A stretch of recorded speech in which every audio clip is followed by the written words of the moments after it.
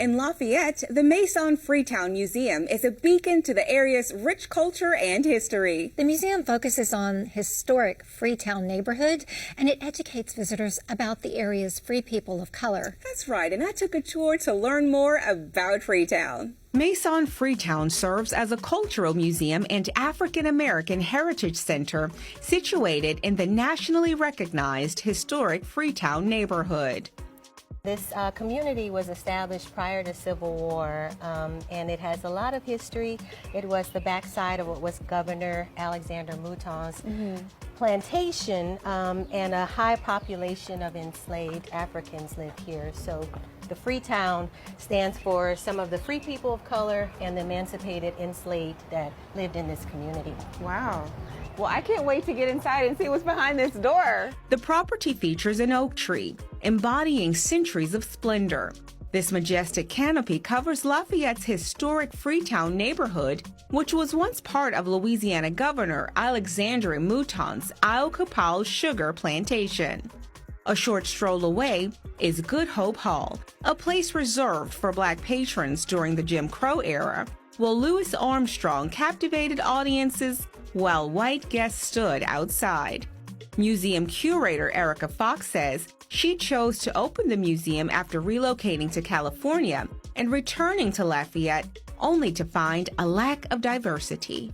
Every time I would come back, I was looking for places that showcase diversity, showcase people of color, and I honestly wasn't seeing it. And so for about 14 years, I had been poking and prodding some of our other nonprofits to get it started in our city government.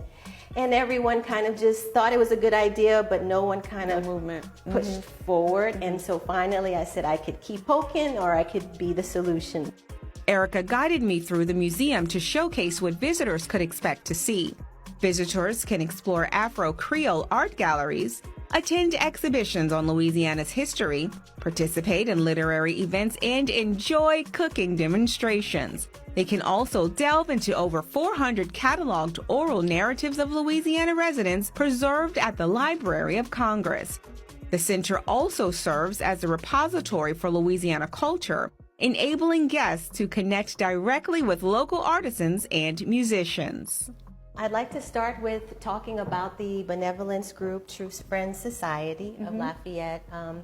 This was an organization of neighbors that were helping each other from some very trying times. They were established just after Civil War. Circa 1883 is the exact date when True Friends came together, and it was neighbors promoting support for everything from burials and funerals. The True Friends Society was founded in Freetown to protect its citizens of color from vigilante groups and attacks on Black residents. Maison Freetown's goal is to continue the century-long mission of True Friends and to serve as a repository to document and preserve diverse histories and cultures. So this is kind of our Mardi Gras room. Many people think that there's only Mardi Gras Indians in New Orleans, but we also have a Mardi Gras tradition, particularly in Freetown. Some of the actual original members of True Friends were designers, seamstresses, and maskers in the local Mardi Gras Association.